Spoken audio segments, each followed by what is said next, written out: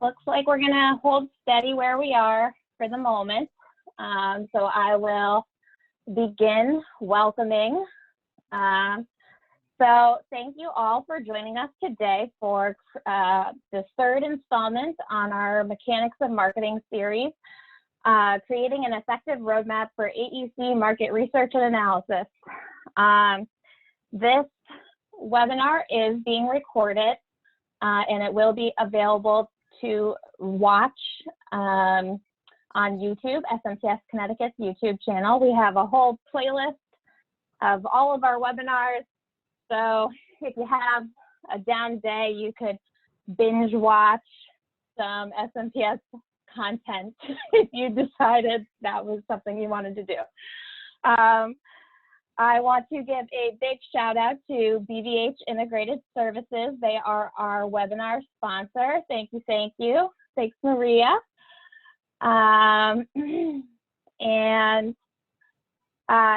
Just a note, we are going to have a group Q&A at the end of John's presentation, and we encourage you to ask those questions as a conversation. However, if you come up with a question throughout the presentation and you want to make sure it gets answered, drop it into the chat box. You can send it to everybody or you can send it directly to me, and we'll make sure that it gets answered. And without further ado, I'm going to hand it over to John. Hello, everyone. I can see a number of faces. It doesn't fill my whole screen, but I guess it's nice to see everybody hanging out. Hope you're all doing well under the circumstances. Can you guys hear me okay? Thumbs up, right? Cool. So I'm in my, my home office as well. And as often happens in my home office, I get distracted and play music. So I have this sitting on my lap that I might just play as we move through this. But maybe for now, I'll put it down. Not sure if you can hear that or not, but.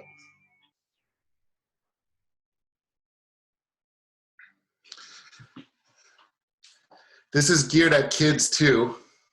It is kid friendly. I see a few kids out in the audience. So, you know, feel free to bring family around.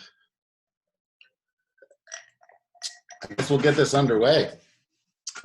Thanks for tuning in. We're gonna talk about, like the title says, creating an effective roadmap for AEC market research and analysis. You know, what does that mean? Well, research and analysis are critical for AEC firms looking to maintain or gain ground in new or established markets. In fact, I mean, for anyone, of course, this is AEC centric, but this is kind of applicable to, you know, any business. So in this session, we're going to look at both internal and external investigations firms can utilize to understand where they are, where they have been, and where they'd like to get to. You know, we'll look at questions that should be asked internally, and we'll look at competitive intelligence and how that can help, the difference between primary and secondary research, and we'll talk through some resources and available information that's out there. So let's see if I can change the slide. There we go. Sorry, I think I'm gonna have to use my my mouse for this. So, why should this matter to your firm or to you? You can internally answer that question. I can't hear any of you. I think you're all on mute. So,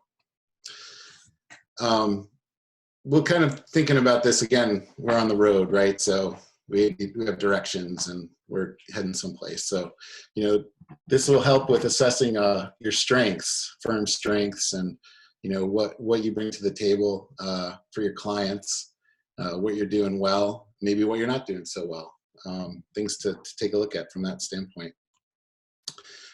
Providing insight. You know, a lot of times, these types of exercises and this type of looking out and looking internal can help you and your colleagues to, have gain some perspectives that maybe you haven't been able to gain. And, oftentimes people are working on projects. So if you're an engineer, you're maybe not even thinking about these things often. You're mostly working on projects, or you're designing, or you're building something. Granted, we're all in the marketing side of things, but, the people that are working around us aren't necessarily thinking about this stuff like we are. So reassessing and reinforcing your brand. I guess one way to look at this as well is that, the job is never done for this type of thing. So we're always, no one's ever just smooth sailing forever, right? So it's always a matter of taking a look at what you're doing well, or maybe a new hire has brought in new markets. Maybe it's time to rethink your messaging because you're doing more than you did 5 years ago, or you're doing things a little differently or more efficiently. So these kinds of exercises can help with that as well. Finding paths to new markets. That's something that, typically being on the front end, the front lines, as we all are, as marketing or business development people, we're always looking or thinking about, or perhaps our principals are thinking about, how do we break into a new market? Like what's, if you're a manufacturing, maybe you're a construction management company that has, done 10 high-tech manufacturing facilities with clean rooms, and you're figuring, hey, this maybe this could translate to healthcare. It's kind of similar. How do you do that? How do you get into healthcare for manufacturing? Strengthening and expanding your client base. We are always looking to, keep clients happy, right? I think everybody here would be able to say, it's much easier to keep a client than get a client, I think, correct? A good way of keeping relationships strong is, asking clients how you're doing, maybe beyond, just performance. So this type of research and analysis can also shed some light on how we can go about doing that, as well as expanding clients and, networking, meeting new people, looking for new projects.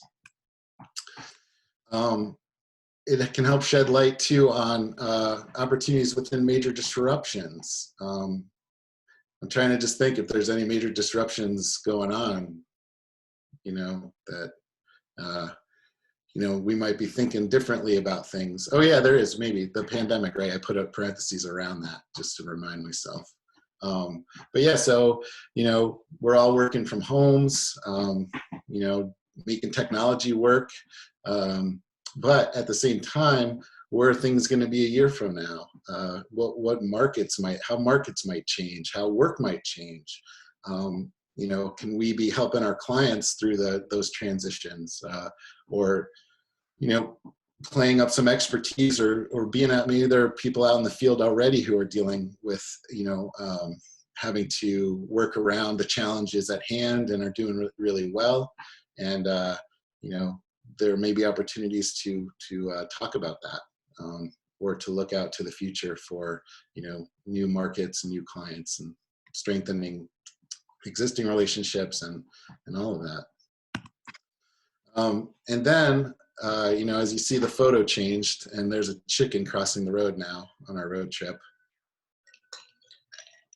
So, it never ends. This never ends. So, what we're talking about here is something that, should be taken and looked at, kind of regularly, because it's the chicken's always crossing the road. We're always crossing the road, trying to get to the other side, figure out what's going on.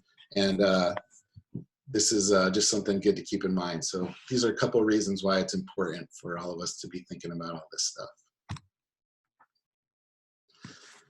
All right, we're hitting the road.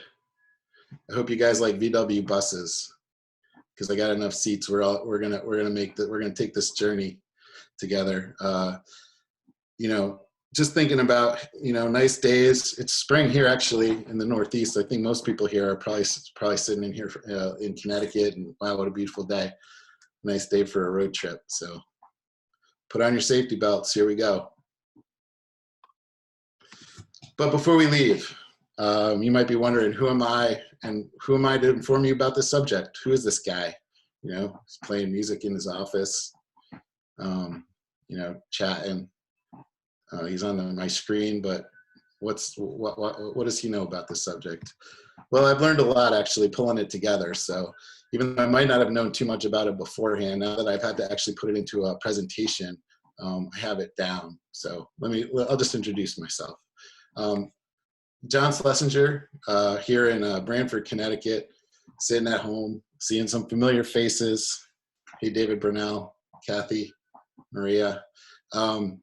I've been a lifelong student and practitioner of communication arts. I studied communications at Boston University way back before there was even an internet. So I was like, what were we even studying back then? I don't even remember, but it was interesting. And yeah, communication arts and sciences have been something I've been involved in for even before studying it, but been doing it for quite some time. And I've spent a good portion of my career in the built environment. As this picture can show you, I was actually building not too long ago. This is a skateboard ramp that we built for the kids in the backyard, so they had something to do because they couldn't go to the skate parks. So we had to figure out the plan for that and oversee it, and we put that together. But so I actually do build things in addition to writing about buildings and writing about design and helping architects and engineers and all of that too. I actually came out, worked my way through school doing building and painting houses, and then you got into marketing through that. So, or studied that and applied it. So anyway, my dreams of being a professional skateboarder like Steve Caballero here in this picture, they came to naught.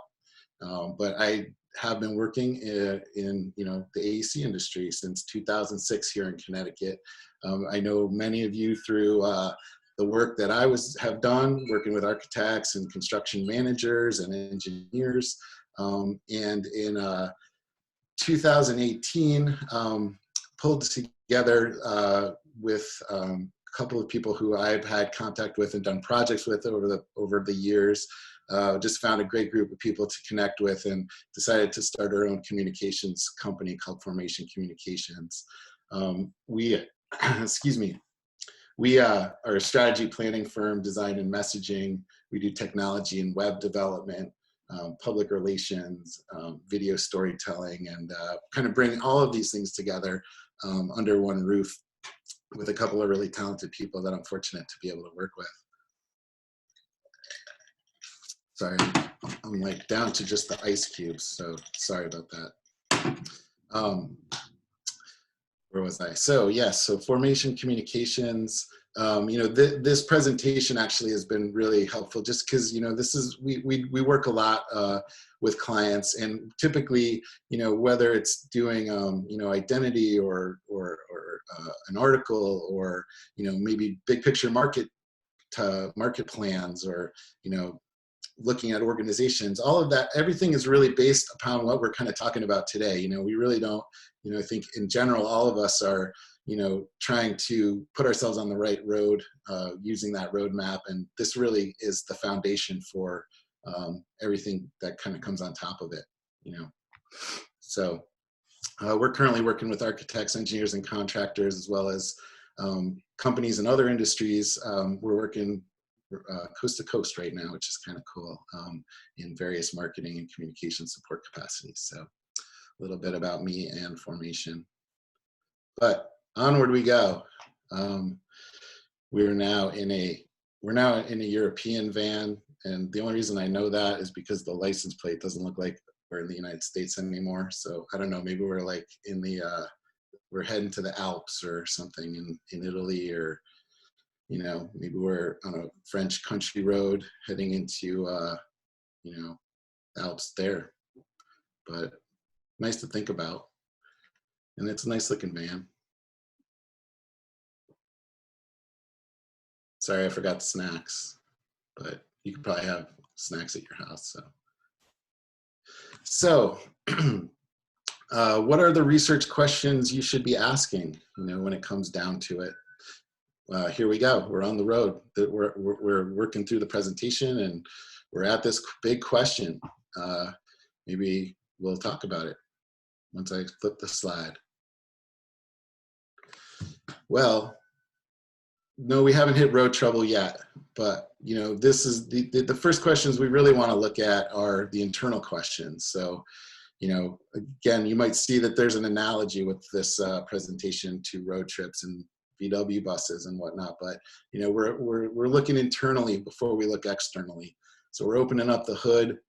In this case, we're opening up the trunk where the engine is on these vans, and we're just gonna kind of take a look at what's going on, what makes your firm tick. Internal questions, looking at where have you been, how long have you been in business, what have you been doing, where are you now, and where do you want to go? Those are kind of the three big picture questions where you can look back and see how successful you've become, and that's gotten you to this point. And moving forward, is success going to be the same? Is it going to be perhaps reacting to the market or looking to different outlets? Where do you want to be? Again, that's kind of where you define it, right? So these are the questions to ask. I think we're probably in marketing all familiar with the old SWOT analysis, but again, these are things that all of us probably think about at various times. But I can tell you that in working with firms, sometimes just these very simple questions are things that people who are maybe doing engineering work or again, head down running a construction company, they're not really thinking about it that much. And when they do think about it, it really opens a lot of it's kind of like, wow, my mind is blown. I never thought about this, and it can happen. I've seen it happen. Who are you competing with? Are there growth opportunities? Often these types of questions with firm leadership can help define or uncover growth opportunities, as well as barriers. So,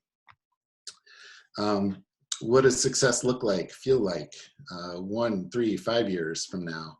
Again, this is a relationship-based business, right? And for the most part, you're going to be in the room with the decision makers, and we all know that you don't necessarily get those opportunities. They take years, right? I mean, you want to, it's doing the research, it's finding out what organizations, what people you need to contact if you want to break into a new market, perhaps. It rarely happens that, you meet somebody at a conference, they get their card, they send you an RFP, you respond to it, and all of a sudden you have a new job within 2 weeks. What are we dreaming? Like, where does that happen? Or I don't know, maybe it's happened to you guys, but that's the rare time that something like that can happen. So, these are things to think like, down the road about as far as what success is. Who are my current clients? Who do I want to work with? What partnerships do I need or want? Looking at current clients, that gives you, who are the ones that you're really happy to work with? Who are the ones that make you, the profitable jobs, the jobs where, employees are feeling good about it, the relationships are healthy. Those are all indicators that you're maybe on the right path, or maybe you're working with clients that you're not so happy about, or you're not really, you're making money but no one's really happy doing the jobs, or maybe you're not making money and no one's happy doing the job. So it's like, well, why are we even doing this? Maybe we need to set our sights on something different. So again, when you're down in the weeds going through projects, working through things, or things are on deadlines, and there's a lot going on internally within the firm, maybe you're not really even thinking about it, you're just doing the work. So I think we all can help those that we work with have that control to say, you know, this is who I'd like to be working with, and how do we do that? You know, that can happen. It's not always being reactive. Oh, sorry, I got a spelling error on this sentence, and I didn't catch it, but it's like standing out to me right now. I'll let you guys, you know, maybe that could be like the word of the day, but collaborate. You know, who do I want to collaborate with?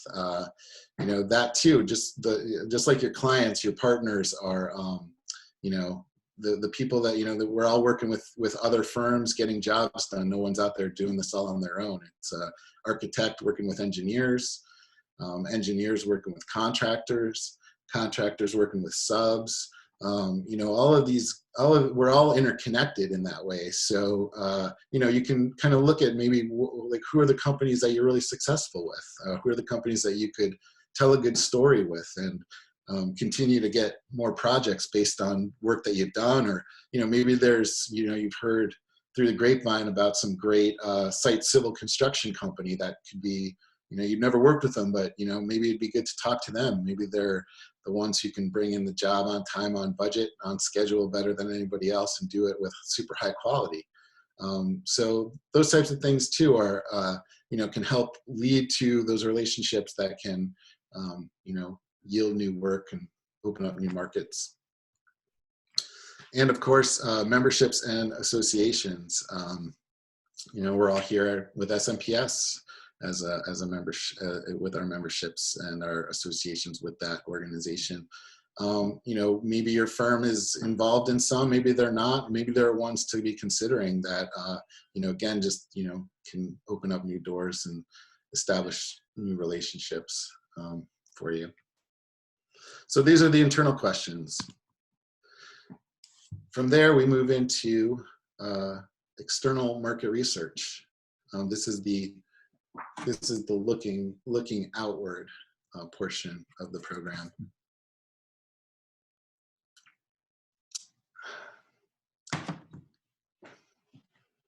I was told I should pause often during this. Sometimes I get too rambling and I go too fast and people can't understand. So just try and take it slow. I hope that's okay for everyone. Moving on, external market research. So why is it so important? That's a good question. Here we are looking at an interstate highway system of the United States. And again, you know, I keep going back. We know we're on a road trip together. We're thinking about this as maps and through analogies and metaphors and things like that. But, you know, on the right, you'll notice a small red dot. That's me sitting in my office right here, right now in Brantford, Connecticut. And on the left side of the map, in the upper corner of Seattle, there's a red dot. And my thought was, yeah, I guess if I had one of those VW buses and a couple of weeks to kill, you know, I wouldn't mind taking a trip out to Seattle. Actually, our writer works out there, Laura, and we've talked about meeting up and having a cup of Starbucks at Pike's Place Market at some point. So that's what I was thinking about when I was thinking about maps. And, you know, so there's my goal to get to Seattle. There's the 2 points on the map. How do you get there, right? Well, you map it out, right? So I'm thinking if I was to go, I would probably make my first stop in Chicago, maybe get a hot dog or something. Maybe if there was baseball happening, I'd go see a Cubs game. I've never been to Ebbets Field, but it seems like it'd be a cool spot. From there, I'd head to Salt Lake City, the second stop. Walk around. It's a beautiful, beautiful place. Some nice mountains nearby. And from there, I would head north to Pocatello, which is in Idaho, right on the Idaho-Wyoming border. I have my brother-in-law lives in Jackson Hole, so I'd probably say hi to him and the family. And then from there, I'd head north and west through eastern Washington and end up in Seattle. And so, you know, again, like, I know this might sound kind of rather simple, but, you know, there's a map and there's a route, and this is kind of what we're talking about with, marketing research and how it all kind of ties together. So that's why it's important. If you want to get somewhere, you're going to have to map it out. So the importance of it as well is that by doing it, you can support your planning, budgeting, market entry, and new initiatives. All of that stuff needs to be thought out and planned. You're not just going to throw money at ideas unless there's, it's getting you somewhere. So, this is the opportunity to do that through external market research. Of course, you're going to reduce the risk of failure. Looking at if we, think about my map, with that map, I'm going to Seattle. I'm probably not going to go off course and end up in LA. If I did not use a map and I just kind of drove as I felt like going, I might actually end up in LA before I got to Seattle, but that really wasn't the plan. So, reducing the risk of failure is a good thing. Of course, it's always good to, be able to get leadership buy-in and have your leadership as well as yourself and everyone else involved in decision making, have it be improved and be the right decisions to be able to follow through on. So, doing the research, creating the map, if anyone questions why or how, well, you have it planned out and you can talk through that. When you're making good points and you can, share that with people and it makes sense, then you can get buy-in and improve that decision making. So let's have a sound effect for this slide, but I forgot my sound effect machine. But I guess, we're looking at it, we all know what's going on. This guy, he can't see where he's going, obviously. He's got a blindfold on, right? And he's driving.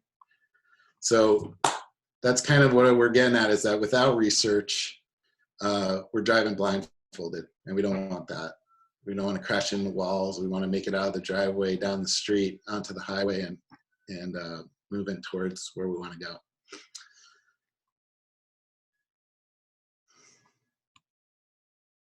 So,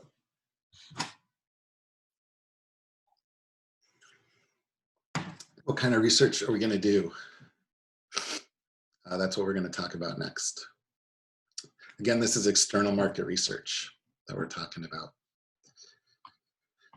Competitive intelligence. So I think we talked a little bit about this kind of when we looked inward, but it's also something that requires looking outward. So, if say you were thinking of creating or building, or say you're a construction manager looking to, again, break into the healthcare industry in New Haven County. Well, who's doing that? And what do we need to know about them? What's allowing them to do it and not us? What are they doing well? Or what are they doing poorly?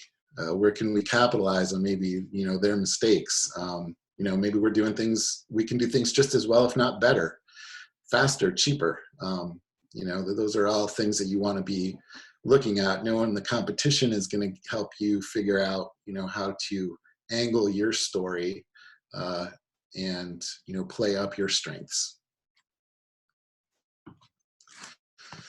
And, it's all, this is also going to, force the question of what can we do better? Looking around at, maybe there are firms or companies that you're, aspiring to be more like, or, compete with, and what we can do better, might be something that, either we do it better, or maybe we actually have to get on it and really figure some things out in order to do it better. But, again, it's, trying to really put all this stuff under the microscope and figure out like who's out there, where do we stand in the marketplace, and how can we compete?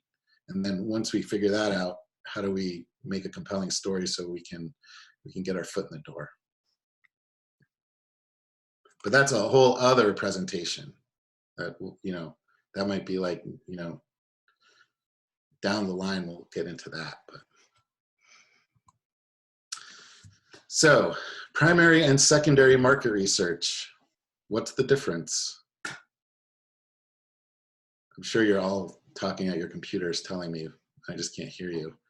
Um, but let's see, we'll get into that. Primary research is data that you yourself collect. So what does that even mean? Let's see, hopefully it tells us in the next slide. So qualitative, again, this is kind of interactive research, right? So qualitative being words and meanings, talking to your clients, getting out, networking, finding things out, receiving feedback. It can even include surveys. We've worked with clients when doing marketing plans and trying to figure things out, in addition to, looking at, things that we've talked about so far. Sometimes we'll say, who could we talk to that could give us some honest feedback about your performance? Can we talk to a sub-consultant? Can we talk to an architect partner? Can we talk to an owner? Can we hear about that last project that you are telling us was just so amazing? Was it? Like, can we hear from the client about that? And oftentimes, you hope to get really good feedback, but it also can be informative of where you fell short, what you could do better. That kind of information is very helpful. So that we would consider qualitative primary research. Quantitative, that kind of requires, I guess, when we think about it, it's like, well, talk to your bookkeeper about it. Talk to whoever's running the books at the firm can tell you, are these projects profitable? Are they making you money? They might be a great client, but that maybe the information as far as our books go is telling us, well, we should not be necessarily putting all our eggs in this basket. Or quantitative, again, it's where is the most of the firm's income coming from? Is it coming from science technology type projects? Is it coming from public education projects? Is it coming from manufacturing clients? That all can give you really good information. Maybe you want to that can be very helpful to just figuring out where you are and where you may want to go. So that is kind of the difference there. Again, with qualitative and surveys, there's surveys that can be kind of interview-like, kind of how we're talking now. There's also things like SurveyMonkey. I don't know all of the programs that are out there, but you can do I've done architects where we've asked for feedback after maybe not getting selected on an interview, or not getting selected for an RFP, and shooting an email out and asking for feedback on that. So those two are qualitative market research. So secondary data is the data that's been collected by others, but is available for us to all examine and look at. So what do we mean by that? Well, that would be public resources. Think about municipal town websites. Where RFPs often are. Say if you're doing municipal work, that's where you're going to find your RFPs. But it also might be where you can contact the Department of Economic Development and find out. We heard this land is being sold, or we're hearing that the town's trying to bring in biotech. Is that true? Can we, learn more about that? Find out what companies are examining the space. Maybe they're looking for a builder. Maybe they need a lab planning architect who's in state, and maybe even close to the town, who can help them work through things. And those could be resources for finding clients. Trade publications, of course, we're all familiar with, great ones like High Profile or Engineering News Record. These are, every day collecting news and sharing that news on a daily or weekly basis, monthly basis. We can learn about, who's doing what projects are getting done. Obviously, like newspapers and internet, it's almost like those are in parentheses. I mean, we all know that those exist, but there's so much information out there, and it's available for us to be able to look at it and gather it. And of course, professional associations. Again, like getting back to here we are with SMPS. you know, we gain all sorts of insight through associations. You know, probably isn't an architect in the state who's not involved in the AIA Connecticut chapter. You know, so, you know, that can be resources, say if you're an engineering firm and you're looking to reach out to architects to get on their teams, or, you know, maybe there are architects that, you know, you're aspiring that you want to work with. Well, where do you find them? Well, professional associations are great starting points. If you were looking to expand your market into manufacturing, maybe you'd be looking at the New Haven Manufacturing Association, which you know, encompasses all the manufacturers within the state, you know, brings resources through their organization, and you know, the people who attend their seminars and conferences, people that may just be looking for someone to help them with a new building or a expansion or renovation. So, primary, secondary, which works best? I'll let you think about that for a second. It's kind of a trick question.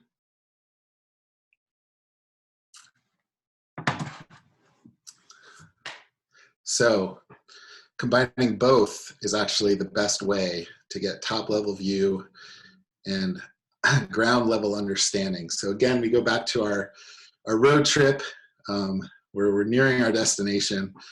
You know, the map is giving us the top level view, and at the same time we know where we're going, but we need to be able to read the road signs, right, and make the pit stops and fill the gas tank and all that. So just kind of another way to think about it, that both really work well together, not one without the other. And that's how you reach your destination. So here we are in Seattle, in a park overlooking Puget Sound, thinking about how far we've come and enjoying a Starbucks, sipping on a latte maybe. I don't know. I kind of prefer just straight espresso, but maybe you would prefer a latte. And we're sitting there and we're thinking about all that. And all of a sudden, there's the chicken. So again, you never really rest. You never really fully reach that destination because the chicken's always crossing the road and looking to get to the other side, as are we. So again, kind of back to the beginning of the presentation where, you know, it's an ongoing thing, all of this stuff.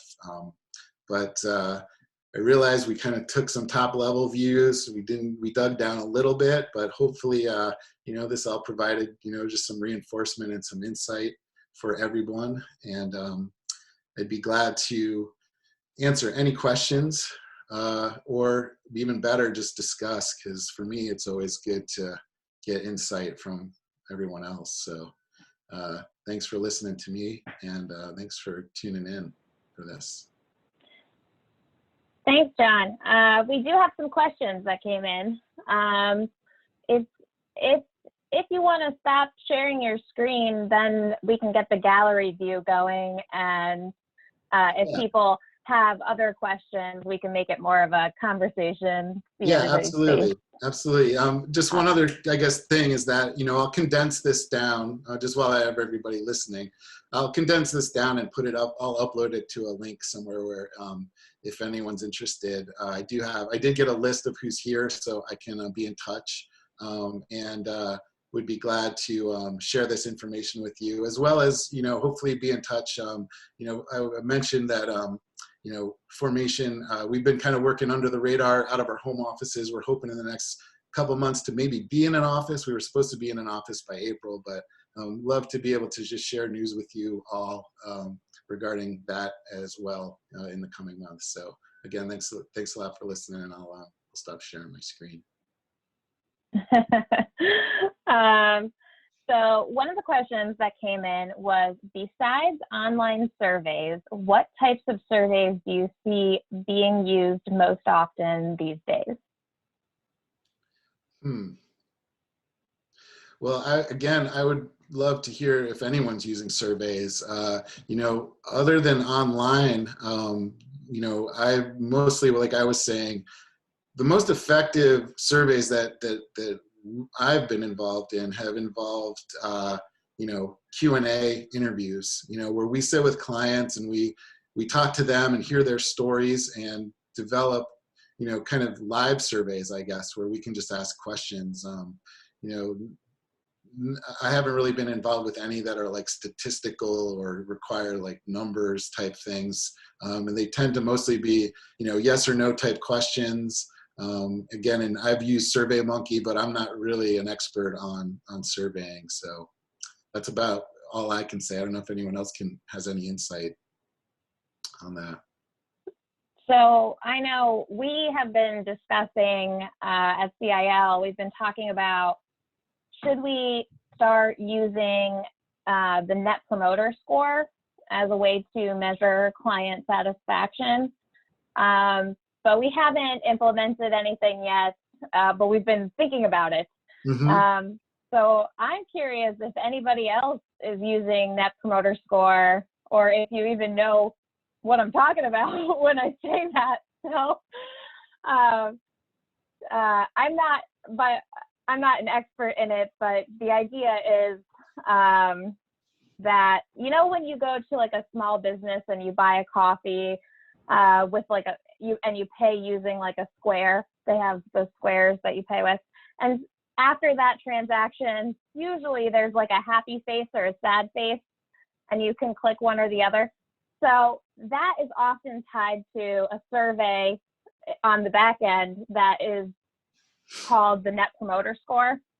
And it basically is just a quick way to gauge who is or is not is an advocate for your brand. So if you get a smiley face, that's usually an advocate. Sad face, not. And then in the middle, that like neutral face, not an advocate. So anyway, we've been talking about using it, but our problem is, when do you send a survey? Like, do you send that survey on project completion? Do you send it like in the middle of a project? Who do you send it to? Do you send it to the decision makers that hire you, or do you send it to the PM that you're working with every day? So I'm sort of curious about those kinds of questions. If anybody has any thoughts on that. Yeah, that's a good question. I don't quite have the answer. I guess, you know, with these types of things too, it becomes, you know, depending on your services, you know, it could be, you know, maybe you want to get check-ins like at various stages, or if it's a product, or, you know, you're supplying something, you know, and someone buys it and they use it, was it good? You know, are they happy with it? You want to get that kind of feedback, like, you know, and getting that kind of feedback after, say, a purchase or a transaction like that seems like it could be really effective to know. With a service, you know, you probably don't want to be, you know, I guess you kind of want to balance that, you know, being in touch, but not like, you know, being in touch too much, you know, so maybe there are certain, you know, stages that could be, you know, more effective at than others, you know, maybe midway, or, you know, through various like, you know, you get done with construction documents or something and do a survey. I'm not sure if how that would work, but. So at Fawcett O'Neill, we have a tie-in with our Deltec Vision, that it's actually just a tab in Deltec Vision. And I am sorry, I cannot remember the name of the company that worked with us to tie it all in, but surveys go out at 30% and at 100%. Plus we can identify, let's say if we wanted to do a market segment and we just wanted to identify our healthcare clients, we can then send out a survey at any point. So it actually, when you look at our client history, you can see right there when they've been surveyed, what they've said, you know, so there's no, you get feedback and you share the feedback and then it disappears forever, because it becomes a part of the whole client base. So we take that very seriously. We take that very seriously, so. And if Kathy were here, she could tell you what it's called, but sorry. At BVH in the past 10 or 12 years, we've hired an outside firm to do surveys with select clients. And we found that we get better, more honest responses when it's a neutral party. So we've done that, but I would say any others, it's not like a formal survey that we would send to clients. It's probably a good idea.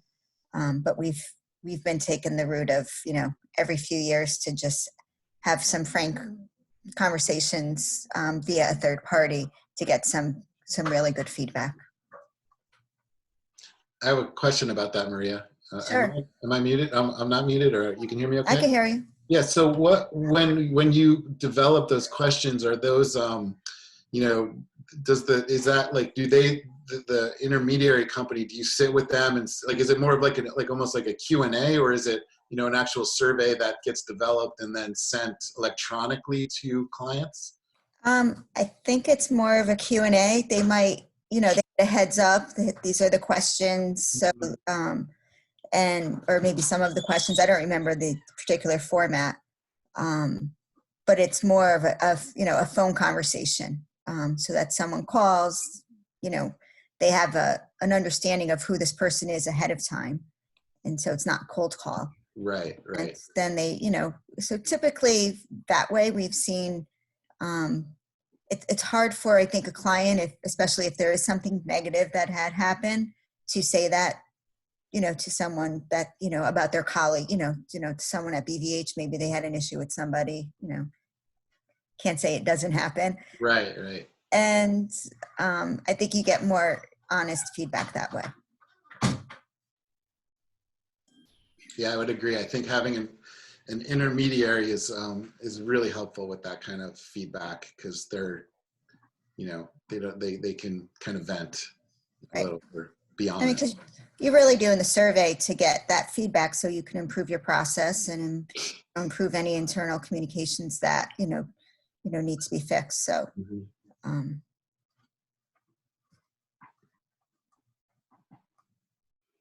So I have an interesting question that came in. Do you have any recommendations for what to do specifically with results of a debrief? And specifically, this person was curious about what if their principals don't necessarily agree with the feedback? How do you handle that? And from a marketing perspective? Is that for me? I guess. Yeah, that's a good question. How, I've actually been in situations where, sometimes the truth hurts, but what are you going to do? It's, no one's making this stuff up. I think,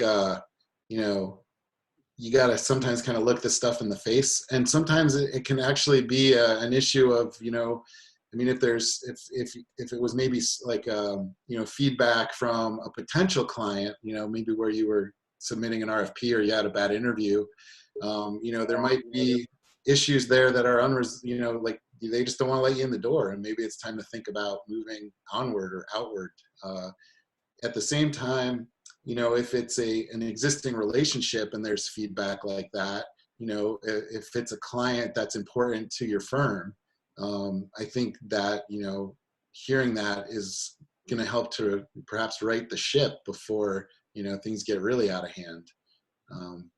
I don't know if that helps to answer the question, but I think it's somewhat unavoidable. You kind of have to, we're all adults in the room to some degree. It's got, if it's bad feedback, it's bad feedback, but, it is what it is, right? Yep. Hey, John, I have a question. So this is pertaining to focus groups as using as a form of research and getting insight, and specifically for SMPS. So we this year, I guess, started to try to do a principals focus group to get information from principals of firms, what they would find valuable through our organization or what they already find valuable from our organization.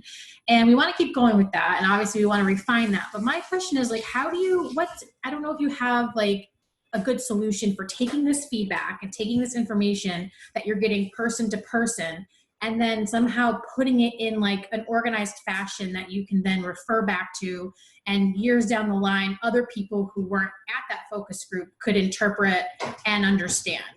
I don't know if there's a magic system for that or what, but I'm just kind of looking to see if you've had can provide any guidance of how to kind of take the information you're given and analyze it and organize it.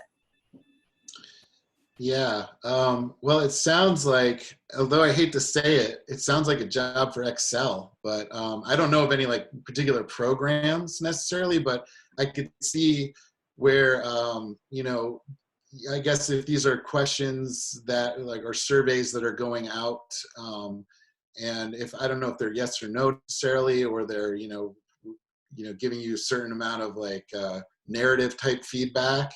But, you know, it would seem like maybe it would just be a matter of developing some sort of a spreadsheet that, you know, you could look at in columns and look at with, you know, sections. So, you know, you can kind of look at it from a, you know, longitude or latitude kind of way, you know, where that stuff would just be cataloged. Seems like that could maybe work for if it was, you know, limited, written materials, I guess. But I'm not exactly sure. I don't know if I have an answer for that. But it certainly seems like it would be something that would be nice to catalog in a way where, you know, yeah, 3 years, 4 years from now, someone can look back and, you know, be cataloging it the same way, however you decide to catalog it, and then be able to reference, you know, back, you know, 5, 6 years from now and say, oh, this is what they were saying then, and oh, look what they're saying now, you know. So you have that cross-reference to be able to you know, look at it that way. I don't know if that's helpful at all, but. No, thank you. And I don't want to like take over here, but what advice do you have to incentivize people for one, taking a survey or participating in something like a focus group? Yeah, so, you know, from my experience, I think, you know, it's always, you know, it's helpful for the person taking it. You know, you're not really, you know, you are taking it to get their feedback. You know, for example, you know, if a construction management company said, you know, we want to hear like how we're doing, right? We want to hear from, you know, our client, how we did on this job. And we want to hear from, you know, our subs, like how are we running projects, you know?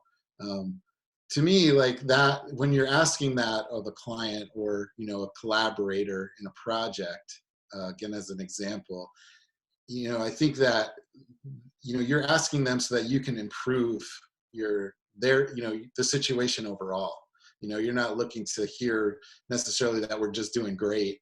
And, you know, it may be like similar, like, you know, if it's say the SMPS looking to talk to principals about what matters to them, you know, those questions are being asked so that we, you know, we as SMPS can make things that are more effective for them. We're not asking them just so that they can, you know, log into something and like fill out a form. I think all of this is, you know, the idea of trying to let people know when you are doing this, like when we've been asked to talk to clients or talk to collaborators, we find that people tend, you know, and we'll say it in, you know, trying to set up a meeting or an interview, that, you know, we're really looking to improve processes and protocols.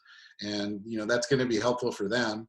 And it's going to be helpful for your client or for you, right? So I think, you know, spinning it that way, you know, letting people know why you're doing it isn't necessarily so that you can just like walk away and hoard all this great information, but it's really so that you can improve things for them, you know, like, you know, talking to principals about SMPS, you know, trying to find out what's going to make, you know, things more important that they might be really interested in knowing about.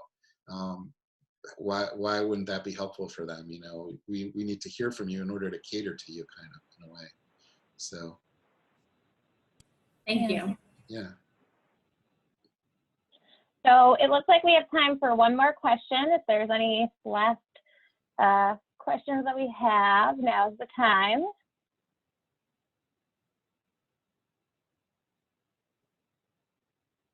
While I wait and see if somebody types a question in, I just want to remind everybody we do have one more Mechanics of Marketing webinar that will be on May 27th.